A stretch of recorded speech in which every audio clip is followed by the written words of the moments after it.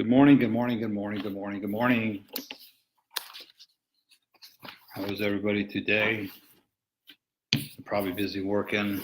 Like I said, I'm trying to fit these in when I can on a regular basis.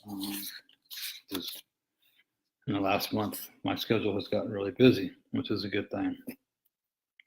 So you can watch this later in the day because I keep it up, or you can go to my YouTube channel, He's the Man Within, subscribe to it, and you can watch these videos on that as well. What I'm going to do is this is part 2 of the solution. As you all know, the problem is what it is, sexual abuse, men and women. But all we seem to hear on the media is the problem. Perpetrators need to be thrown in jail. I agree. Perpetrators need to be psychologically murdered. People need to be killed. I've heard it all, and I understand it because at one point I was in those same shoes. And like I said last week, that doesn't do anything for us. That absolutely, whether you want to believe it or not, I can hear people right now, oh, you don't understand it. That'll take care of all my problems. Well, it doesn't take care of all your problems, because this is a soul wound that is ingrained deep within the fiber of our being. And the only way we can take care of that is to do the work to heal that wound. And it can be done, because I'm a living testament of that. Because I too, 13 years ago, 12 years ago, I would plot my perpetrator's assassination on a daily basis. Had that have followed through, had I done harm to him, the reality is that I would remain in a prison that was worse than the one I was already in. I'd have had the prison of the abuse, but I'd have the emotional prison of being separated from my family, because I'd be behind the locked doors of a cell in a prison. And that's no way to live. So there is a solution, and I want to get to that solution. I want to talk about the solution, different things we can do to work towards that solution. Okay? So today what I'm going to talk about is I'm going to talk about what you can do as a non-survivor, as somebody that hasn't been sexually abused. I want to talk to this audience because you play a big part in the healing of survivors. And I'm going to go here first because it'll tie into probably what I'm going to talk about next week. So this is for all those that haven't been sexually abused. Although what I can say is nobody has escaped their childhood without some form of trauma, abusive trauma, emotional, physical. Now that's not to say that they're still suffering or struggling with that trauma. A lot of people get healing for that right away, which is a good thing, and they can live a fairly normal life, as normal as life can be. So remember that 1 in 3 girls and 1 in 4 boys will be sexually abused before the age of 18. That's statistically, we all know statistics can be manipulated in many different ways. I've done a lot of research on the statistics. It goes anywhere from what I told you to 1 in 35. And I can tell you from working with the population for the last 10 years that I'm going to make a call that it's straight across the board, even men and women. Men don't want to talk about it. So the statistics aren't going to reflect that. Plus also statistically, it's only 10% of all sexual abuse cases are even reported, okay? So that being said, we all have and possibly know someone in our family or circle of friends that has been sexually abused, okay? As far as the physical and emotional abuse, which also has long-lasting or can have long-lasting and devastating effects on one's life, that number is somewhere around 1 in 5 people have been suffered of some kind of abuse in their life and still struggle with it, okay? So what can you do to help? So number one, if you suspect that a child is being abused, say something. You have to say something quit putting our heads in the sand. It does no good. Okay. And if the opportunity presents itself, you need to ask the hard question. And it just could be, are you being touched in an inappropriate manner somewhere on your body that you shouldn't be touched? It could be as simple as that. But we need to start asking the question instead of turning our head. Yeah, it's just Uncle Tommy being silly, and there's nothing to worry about. There's a lot to worry about. Okay, so we need to start paying attention to this. I don't want everybody to go and think, well, everybody's molested my diet. That's not what I want. I want to just raise awareness. Okay, we need to start being aware of what's going on in our own house, because 93% of the perpetrators are family members or family friends. Only 7% are strangers. Okay? If you ask that question, or if a child comes to you and says that they are being sexually abused, ask them, what can I do to help you? If it's a child, there's no question to be asked. You are to call CPS. Okay? We have to let CPS do their job. We have to let the authorities do their job, whether we like it or not. We have to let them do their job. Okay? Remember that we need to ask these questions and ask how you can help them. Like I say, if a child comes to you, we're the adult. We take action and we make the proper phone calls. Okay? We believe them until the law or until the system proves them different, especially a child. If it's an adult that finally decides to talk out and speak out, and they start talking about it, it's a simple question: how can I help you? Remember, you can't fix them. You don't have the capability of fixing them. It's a long, drawn-out process. So the only thing we can do is be there for them when they need to talk. Tell them that you'll be there to help them get the help from a professional as needed, if that's the course they want to take. You cannot force anybody. You cannot force, especially an adult victim. Hey, Sergio, you cannot force an adult victim to do anything. It might be the first time. You might be the first person they've ever told. And so your only job is to sit there and listen to them, put everything down, and give them 100% of your attention. They probably have never talked about it before in their life. So your only job is to sit there and listen to them and be empathetic. And again, at the end, what can I do to help you?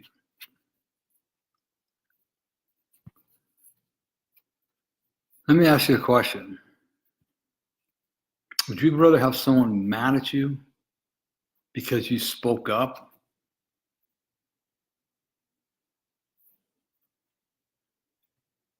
and it wasn't true? Or would you rather live with yourself for not speaking up and having it be true, and that truth coming out in the future? Could you live with yourself if you knew that something was going on and you didn't say nothing? That's a hard question to look at. I'd rather have somebody mad at me for trying to save their lives and having everything in their life being okay than not saying something.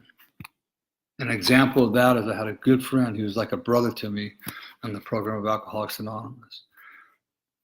He started doing things that I knew were gonna end him up in a bad place.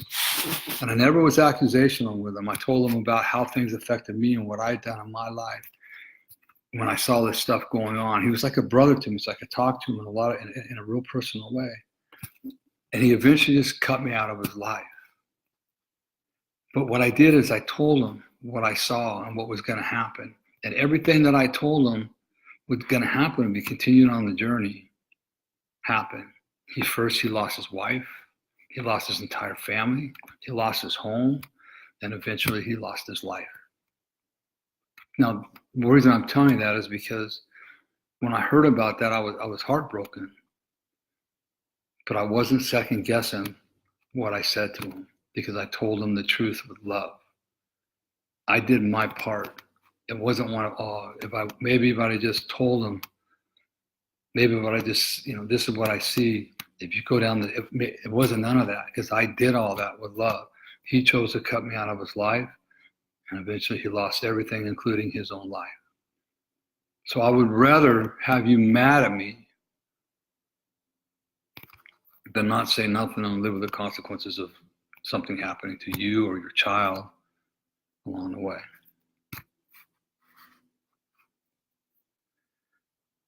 Recently, I heard a story, and for me, it was a victory story of a child that was molested, and she went to her parents, and the parents believed her, and it was her grandfather.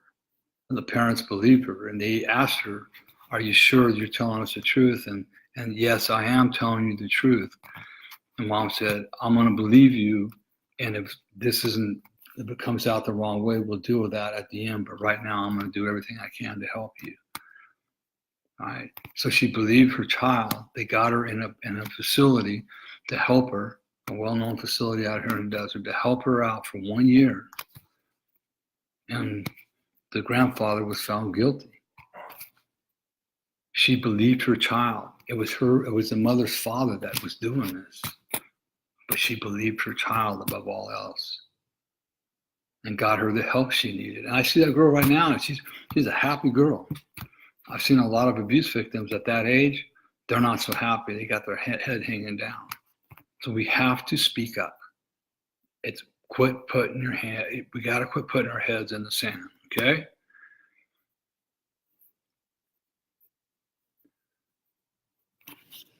If you go to my website, courageoushealers.org, I just recently put on there, you go to more, I put on there a list of behaviors to look at, changes, signs. What it is these are signs that it's possible that a child is being abused. And what I want to say is it doesn't mean that they are.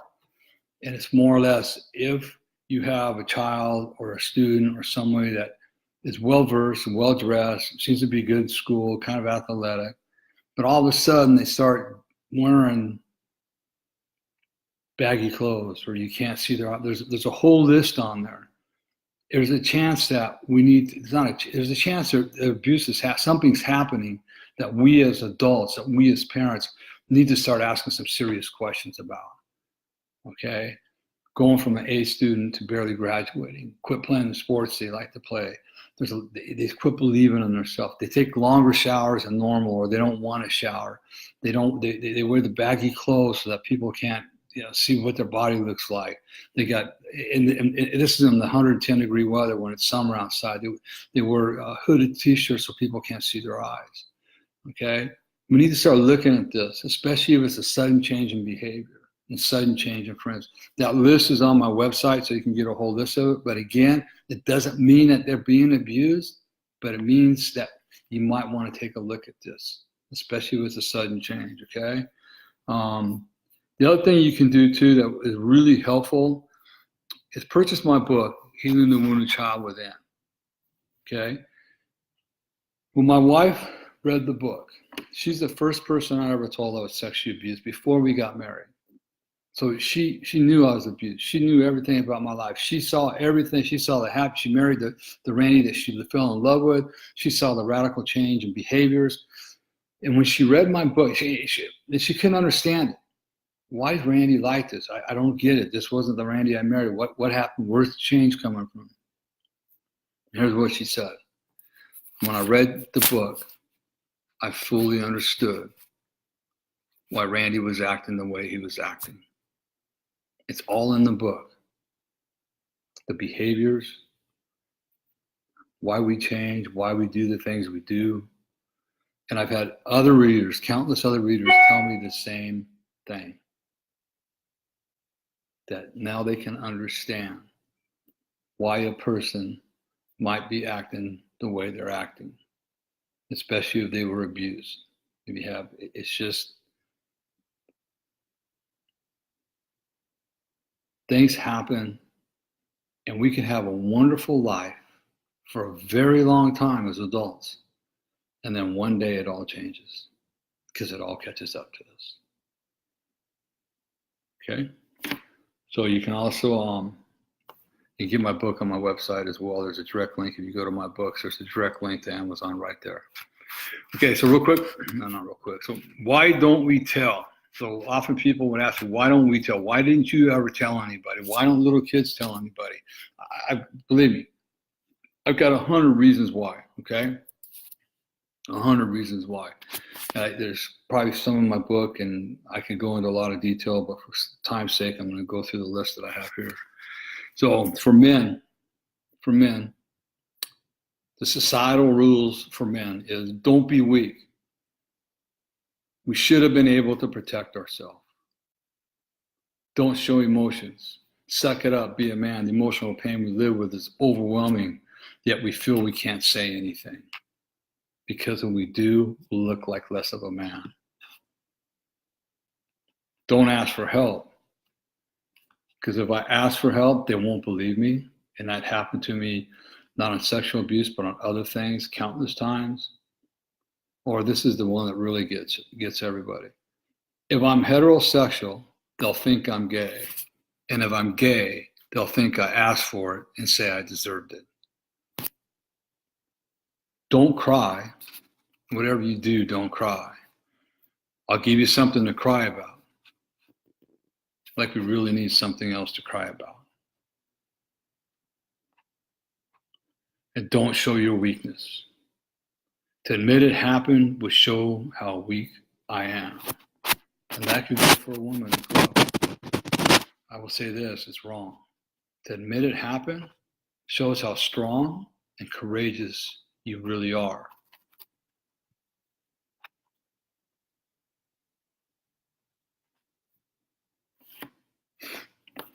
So how do we feel? How do we feel as survivors, even as a young child? We feel tainted, we feel disgusting, we feel dirty, we feel weak and less than a boy or a man. We don't fit in. So what can we do to help survivors that have confided in us?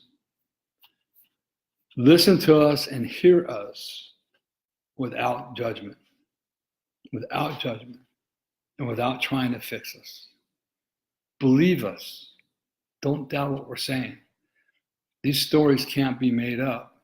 And somebody that's coming to you for the first time, they're pouring out their heart, and the shame that's attached to the story is brutal. So believe them and honor them. Validate us. And that's when the healing can really begin. For me, when I was validated, hey, Delaney, Kevin, both of you, when I was validated in recovery, that's when my healing began, when all those feelings were finally validated. That's when the healing begins. You're not validating behavior, just their feelings, emotions. Don't try to fix us. You cannot fix us, so don't even attempt that. Words like, well, you just need to forgive, forget, and move on. Or it happened 30 years ago. What's your problem? Those words are not what we need to hear. It's not that simple. If it was, I want to be having these discussions. And the hundreds of thousands of men and women that are struggling every day with the effects of sexual abuse would get over it at a finger snap. It doesn't work that way. Support us. Support us through this nightmarish journey of healing, because it's painful and it hurts. Okay, it's a lot of work. So support us through this journey.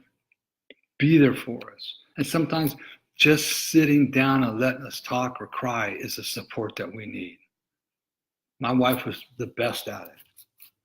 Sometimes we'd get lunch and we'd just go over to the park and sit down, and we didn't have to say nothing, but I would just be there with her and knowing that she was there for me if I needed her. And help us to get the kind of help that we need. We need a lot of us need professional help. there's a wide gamut of emotions and mental issues that can happen with abuse. Some can get over quick, most take a lot of work. So help us and support us in getting that help. Encourage us to continue on the journey when we want to quit. You can find this document that I just read off to you. You can find it also on my webpage. Go to more, and you'll see a couple of documents down. Just click down. You'll see. So why don't we tell? There's 2 documents on there that I talked about today that you can get on my webpage. Okay.